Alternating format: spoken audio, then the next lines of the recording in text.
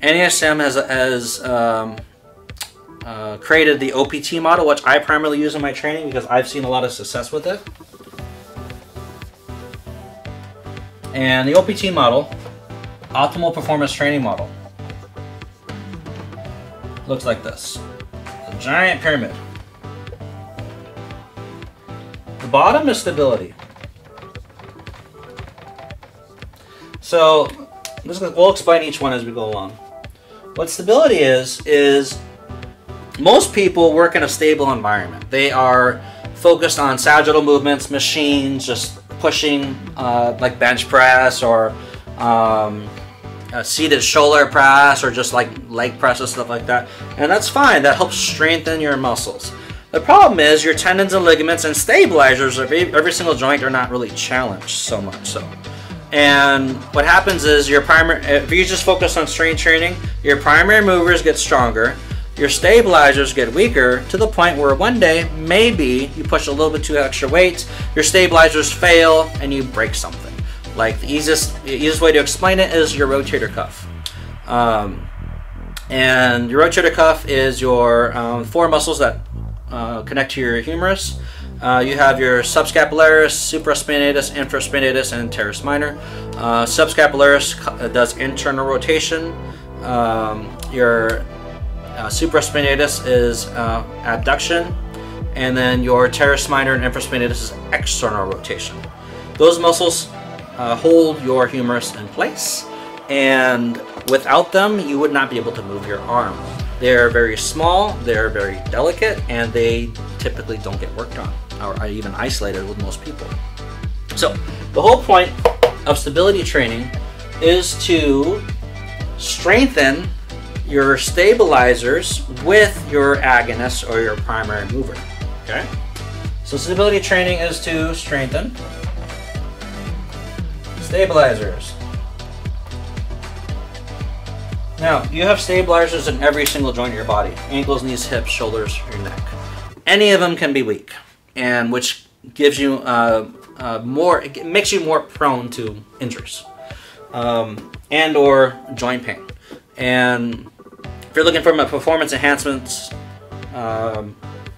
angle, if you're in sports or you're an athlete, which is one of my certifications as a performance enhancement specialist, you want to make sure that your stabilizers are equally strong as your primary movers, because you're only as strong as your weakest link, right? So you do a bench press, your subscapularis isn't as strong as your pec. What happens? Not relative strength, but it can't handle what your pec can push. What happens? You tear your subscapularis, you tear your rotator cuff, then you can't move your arm for 3 to 6 months. And that's a really hard injury to overcome. I pulled my rotator cuff not from working out, my subscapularis. I caught a basketball. Like this. Pop, pop, pop, pop, pop. Someone threw it really hard and I caught it like that. And I tore mine. I rehabbed mine. It took about 3 months. So I know all about pulling muscles, and from a sports injury, it's not fun. Don't do it, because you're not going to be able to work out or utilize that joint for a while.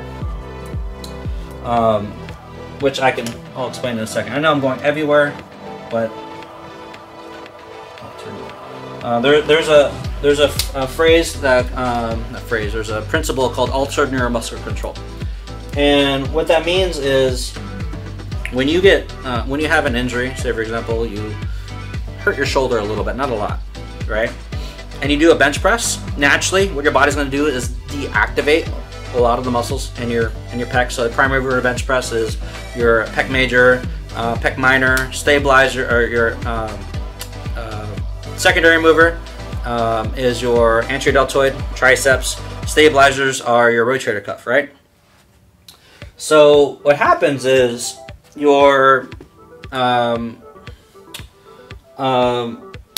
your right shoulder, and all those muscles don't fire as much because your brain says, hey, there's an injury here. So what ends up happening is you shift a lot more of your weight, a lot more of your energy to your left side. That's what we call altered neuromuscular control. And what ends up happening is now you're doing a bench press, but more on your left side. And that creates a muscle imbalance. So muscle imbalances can come from practically anywhere. And the whole idea is to know that if you have one and to make sure they don't get worse. All right, so that's what alternative muscle control is. All right, so first phase of training is corrective exercise training. That is correcting your muscle imbalances. If you can't move properly, if you can't just in the basic movements, you have no right to push heavy weights. Just because you're going to tear something, you're going to break something, you're going to recreate bad muscle imbalances, stimulate the accumulative injury cycle, which causes another muscle imbalance, and then bam, you're just a walking mess. So take care of your muscle imbalances first. Of course, you can lose weight, which has nothing to do with this. Of course, you can get stronger, but this is the principle. This is the base. This is the foundation. This is where everyone should start. Make sure that they are building upon a body with a solid foundation. That's kind of what this is. We're trying to create a foundation for you, so that way you're not building upon muscle imbalances, which then causes more and more and more. Right? Next phase of training is integrated stabilization training. Same idea as the strength and stabilizers. It's more just balance training. You have your two systems of your core. You have your strength system of your core, and you have your stabilization system of your core. Stabilization system kind of just holds your spine in place. Your strength system moves your spine left to right on all three planes of motion: frontal, transverse, and sagittal plane of motion.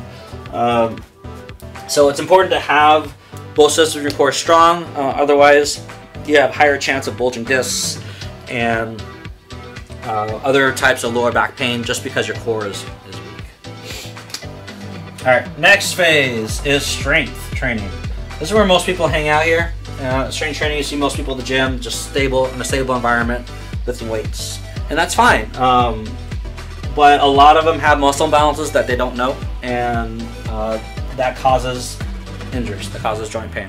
I can't tell you how many people I've seen at the gym. I used to work for a large corporate gym for a couple years, and I was a manager there. And it was my job to train trainers and to oversee clients and make sure that everyone was working out hopefully okay. And I can't tell you how many people I've seen and still do see to this day use horrible form.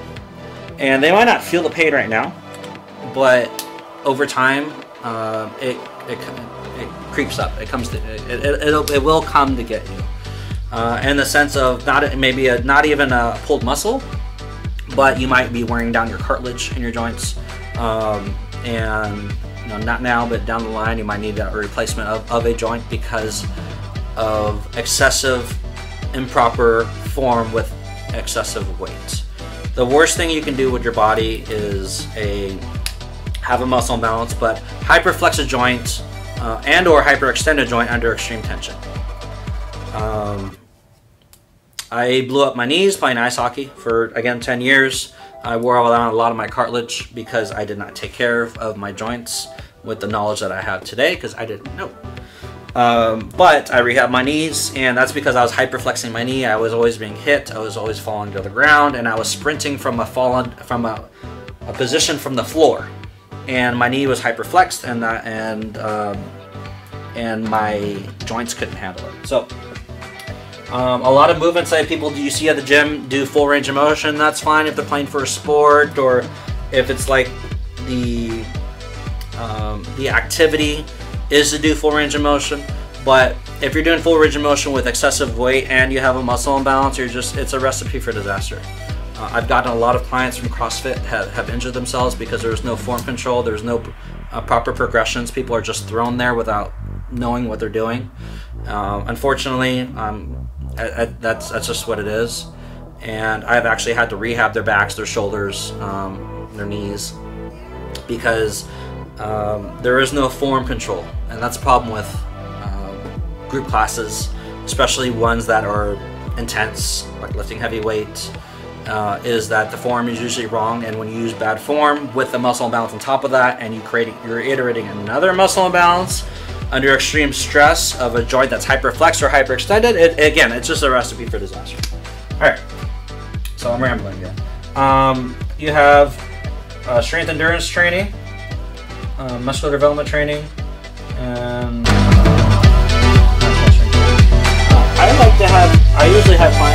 strength endurance training. Because what you're doing is you're circuiting a strength exercise followed by a balanced exercise. So it's kind of a happy medium between stability and strength, and most people don't have a lot of stability. But strength, obviously you need strength to build your muscles and get stronger. I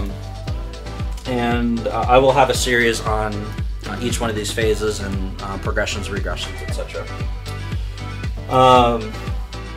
Muscular development training is what most people do. You sit on a machine, you push weight until failure, and then you wait, and then you do it all over again. It's pretty self-explanatory. Maximal strength training is almost like powerlifting. You're getting into the power phase. It's lifting 1 to 5 reps, heavy as you can. I typically do not have clients anywhere near here because there's no reason for them to do that unless they're planning for a powerlifting competition.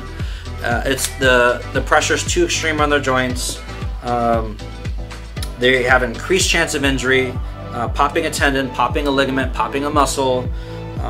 It's really only for advanced people who want to possibly get stronger to see what their max 1 rep max is. If you're trying to get in shape, if you're trying to feel good, be functional, powerlifting is not necessary. It is absolutely not necessary. What you're looking to do is get your body functional and out of pain, no muscle imbalances, and build upon that. And I'll usually have clients cycle through here, through these phases right here. They don't need to go into power training. Power training is more athletic training. It's good for your heart rate. It's good for your it's good for fast twitch muscle fibers, get things firing. I'll take very few clients into this one, just because it's elastic equivalent training. That's maximal power training. Just because there's an increased chance of injury with your joints and or your muscles by going through power training. But power training is like reactive training, like plyometrics, burpees, squat jumps, stuff like that. But what I focus primarily on with my clients is these lower phases here, and just because unless you're an athlete, boom, stick you there the entire time once you've gone through this whole pyramid. Now, once you've gone through the whole pyramid, say for example you did power training, what you do then is you cycle right back down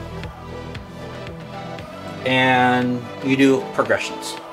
So if you started in stability training with 1 foot, 1 foot chest press, 1 foot row, 1 foot shoulder press, for example, and you got good at it, you cycle through it. Now you're using a different modality. Maybe you're doing 1 foot and 1 leg, 1 foot, 1 leg, 1 foot, 1 arm, sorry, or you're doing 1 foot on a Bosey board, or another progression. And what that does is, reason why that is because every 3 to 4 weeks, your body plateaus out on any given exercise. What a plateau is your body adapts based off the set principle, right? Specific adaptation to impose demand. So your body's getting used to it, it's getting more efficient at doing it, you're not burning as many calories, and the exercise is getting easy for you. So one progression, hopefully you guys got all of this, I'm gonna erase it. One progression is to increase weights, and that's fine. Increasing weight, and how much weight you're pushing, and that is a good way to see and determine how strong you're getting. Another progression is in stability training is, like I said before, a Bosey board, balance board, making things less stable, right? And what happens is your body adapts, utilizes more muscle fibers.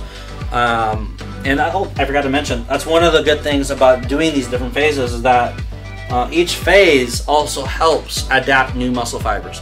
When you're doing like a simple bench press and all you've done is strength training all your life, or squats, or just normal stable environment stuff, you're only potentially utilizing maybe 50 to 75% of the muscles that you have, muscle fibers that you have.